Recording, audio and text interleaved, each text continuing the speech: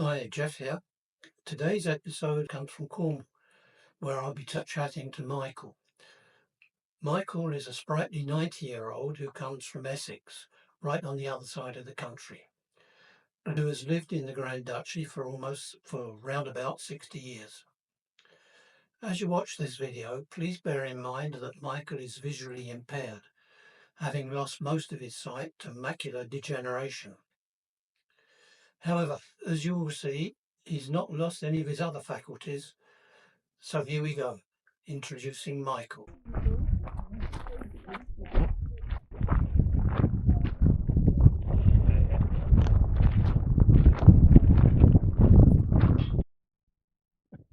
I see. Okay, so we just like to go a few things about your life, who you are, etc.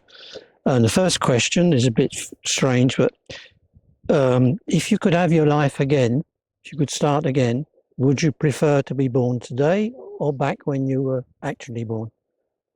I think I prefer to be born when I was, because I think life is going to be quite difficult for youngsters in the future. Yeah.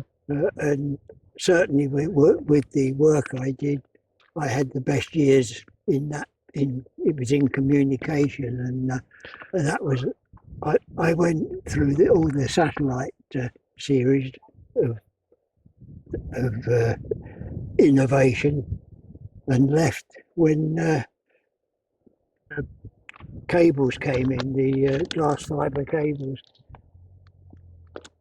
And I'd started in a shortwave radio station originally, and when that closed down, we moved to Cornwall, somewhere that we've never regretted coming to, although we'd like to move it further up country. Yeah, so you could be closer to your family. Yeah. Sorry. Hello. Hello. How's it going? Fine. Okay, so I have some more questions for you. Some of the list on here I'm going to skip because it's going to take us too long. Yeah. You talked a bit about your career, and you moved down to Cornwall. Do you remember, did you have any ambitions when you were young? Not particularly, no. I didn't quite know what I was going to do when I left school. Schooling was never that good anyway, because of course I did all my primary schooling was during the Second World War, and the school was closed most of the time. And I only ended up, I didn't manage to pass my 11 plus, so I ended up in a secondary modern school. So I wasn't, unlike my older and my younger brother, who had a better education and did a lot better academically, yes, than I. Although in the end, I ended up doing quite well anyway. Yeah, I think you did. Yeah, from what I know. So, what do you think were the biggest obstacles in your young life? Perhaps it was the education. Well, yeah, I think that's what held me back of all the sort of things that I could have done. But I quite honestly, the job I ended up doing, I was quite happy to do. I started my first job. I was an apprentice electrician, and I ended up leaving that and waiting for the job that I eventually had with British Telecom. And while I was waiting for the job, I ended up working for Ilford Limited, the film company. And my job there was to stick on the 35 millimeter tin cans that the cassettes were put in, with the unused cassettes, that is. My job was to stick the labels on the lid. A somewhat boring job, which I was very pleased to leave. But now you're 90. I don't suppose you ever expected to reach 90. No. But do you have any regrets, or are there things you would have when you look back, you could have done better, or are you satisfied with I'm what? quite satisfied. We've had quite a good life since we've been in Cornwall. My biggest regret is losing my eyesight. So I still got some eyesight, but I can't drive or anything. So that has restricted my life. I've had other ailments, but they pale into insignificance compared to losing your vision. Yeah. That's the worst thing. It doesn't cause me any pain or anything like that, whereas other things have. But it's just not being able to do the things. If I want to go anywhere, I have to get somebody to take me. And that I don't like. On the other hand, you're independent. You're not. Lots of people of your age are in old people's homes or assisted living or something like that. You don't have any of that. No, I'm fortunate that my mobility has always been good. Lots of people of my age who have difficulty walking, as you say, they're in homes and that. Mind you, I could well have been in a home if I hadn't had a wife at home looking after me. How old is your wife? She's a bit younger than you. Yeah, she's 7 years younger than me. Yeah. She's 83 now. 83 is a good age as well. A good age, yes, and it's beginning to tell on her the strain of looking after me, I think, but she's still managing, and she can still drive, fortunately, although she doesn't like driving very far, but it's enough to get us to go and see our friends that live reasonably locally, or to go into town to do the shopping and this sort of thing. Okay, so you're more independent than lots of people. Oh of yes, your age. absolutely. Yeah. Absolutely. You know how lots of old people tend to say life was better in the old days, the good old days. Do you think it was, or you think life is better today in general? Well, put it this way: when I was young, I think we were able to do. We were more. I wouldn't say more independent, but there wasn't quite the stress and strain that there is on youngsters these days. I mean, I could go out and get a job if I lost the job or decided to leave the job I was doing. I could go and find another one easily. It's not the case now. We've got a grandson who is not finding it. He's got a job, but it's not the ideal job that he's got. But he will find it difficult to find anything else, especially in Cornwall, where employment is rather poor and very lowly paid. But no, I think I've been fortunate, as most people of my age probably would say the same. That we've had quite a good life and quite a easy life. I think working here, seeing what my sons have to do now in their work, they're in a lot more stress and strain than I ever was. Yeah. I was able to do my job and did it reasonably well. I didn't have any complaints, so I must have done a reasonable job, or they'd have kicked me out. So you've been living in Cornwall for most of your life, really? Well, we moved here. I moved to Cornwall in 1966, end of 1966, and Ruth joined me a few weeks later in January of no, she had our eldest son in the January, and then we moved down to Cornwall in the March of 97. And the idea was we'd come down here for a couple of years, get into the housing market, and then go back. Back to Essex. Back to Essex, yes. I don't know why we thought that, because 2 years have been quite long. But you've got used to Cornwall. Do you like Cornwall? We like living in Cornwall. It's much more relaxed than further up country.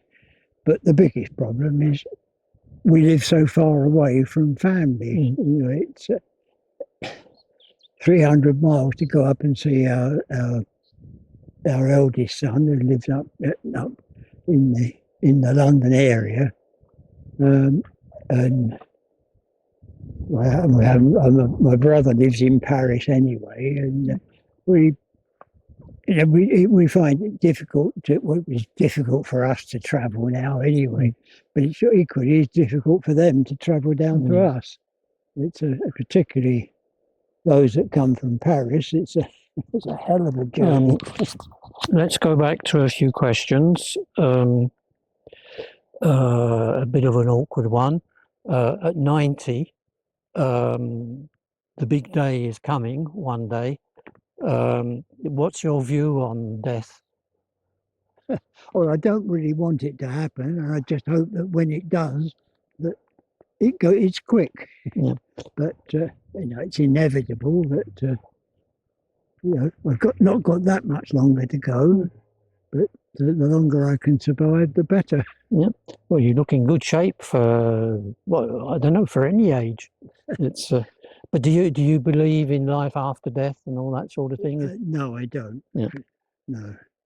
So when it stops, it would be nice to think that that was the case, but I just cannot see any logical reason. We're just an animal, the same as any other animal. So you got any ambitions, any goals left? That No, only to keep living. Okay. Yeah. Very general question. What advice would you have for future generations? That's a good question, isn't it? Live their life with ambitions to their ideas on love, relationships. Well, just to consider other people, ignore going to war and things like that. Just try to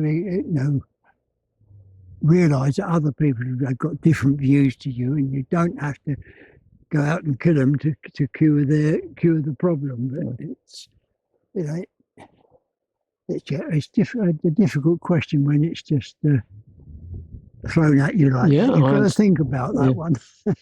Give me another 20 minutes and I might think of...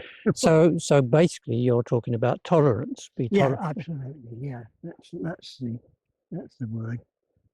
Do you think that the current generation is going to be tolerant, or are they going to... I think they're a lot more tolerant than we were. I mean, I think of the in my young days and particularly in my father's, homosexuality was a crime. Well, I don't see why it should be a crime. I wouldn't be interested in it myself, but if that's what is somebody's idea, well, up to them, as long as they don't try and push it on to me. Yeah. They've got their views, I've got mine. The intention with this video, this interview, is that it's going to be seen in France. Yeah. Okay, so it's going to be translated. What do you think that people these days, what their view of the French people is? Do they dislike them? Do they look down on them? Or I think there used to be the case that there's always been a bit of animosity between the French and the British. I don't know why. It's ridiculous. After all, we've had 2 world wars where we've helped the French as much as, or more than they were able to help us, because of and I think in general there's very little difference between us. Some cultures are it's a little bit more difficult. The biggest difficulty, I think, of all is the fact that most English people speak English. They don't speak French. They don't speak any other language. Whereas most French people have a smattering of English, even if they're not fluent in it. And there's an old saying that people used to say who go from England who went on holiday. You said, "Oh, it would be nice in this country. The trouble is, there's all these foreigners," meaning the native of that country. What would you think French people's view of the English or the British is? I don't really know. We've met some French people that don't really think they. I remember one. We had a lad came over on a French exchange with our youngsters, and his parents, who were teachers, they really didn't think much of us. They blamed the British for sinking their navy. Well, we sunk their navy to stop the Germans from using it. Well, I would just stop you there, because the French view of this is that the fleet was about to sail to North Africa to join the effort against the Germans, and Churchill didn't trust that, apparently. So I'm interested to hear this. Yeah, well, I'm only going on what their opinion was, that was why we sunk them when we shouldn't have done. I don't know the situation. I was too young to know whether or not it was right or wrong in those days. I mean, I was only 10 when the war ended. But other people with exchange, a French exchange that we did in Brittany, they were really lovely. So would you say in general, you probably won't be able to answer this, but do you think there's more animosity going from in the minds of British people than there is in French people? I have a view on this, but I wonder from the English standpoint, do you think that the English are more aggressive to the French than the French are to the English? I wouldn't like to say who was the worst, but I think there's too much animosity either way. Yeah, it is a bit ridiculous, really. And after all, we're only 20 miles apart. And I mean, I'm one of those people that think the fact that we came out of the European Union was the most ridiculous and devastating thing that we could have done. And I wish we could get back in, because I think we'd have been far better staying in where we were in as one of the founder members of the EU. But well, this is interesting because there is mounting feeling against Europe within certain sectors of French society. So your experience of having left the EU, it should serve as a lesson to the French people that feel that way, that they were. Can you give a couple of examples of why it was bad to move out? Well, we were always told, oh, well, the biggest reason for most people, I think, in this country wanting to come out was because of immigration. And immigration coming on the boats across the channel from France, which is an insignificant amount of immigration into this country, or it's illegal, but it's insignificant compared to the amount of people that do come quite naturally and quite normally, quite legally. And we've lost out, particularly in Cornwall. Cornwall did extremely well while we were in the EU, because we got lots of money, and there were lots of projects that would never have happened had we have not been in the EU, and there were projects that were due to happen that since we've come out they haven't, and there isn't any money to do it. And I mean, the fishermen thought they were going to be, it'd be far better when they were out of when the French couldn't come and plunder all our fish. They found that it's not the case. Yeah. Farmers thought, oh, well, we'll be a lot better off when we're growing our own. but they found that they might be able to grow their own, but they haven't got anybody to pick it because nobody's allowed to come in and do it now. Fantastic. Well, I think for the viewers, you realise that we have a very lucid man here, and he's 90 years old. So I think you can agree that to help me, to agree with me, to thank him very much for talking to us. You're welcome. And let's hope you live another 10. How much longer would you like to live? As long as I can, providing I've still got my faculties. Okay, well, let's say another 20 years in that case. Yeah. We can come back and interview me when I get to 100. Okay, it's a promise. If I'm still alive, we'll do it. You'll have nearly caught me up by then. Yeah. Okay, thanks again. Hope you enjoyed this video. I realise it's pretty amateur, but I'm completely new to this YouTube business, and it can only get better from now on. Anyway, thanks a lot to Michael. I have a lot more questions to ask him, but they'll have to be for another video. Cheers for now.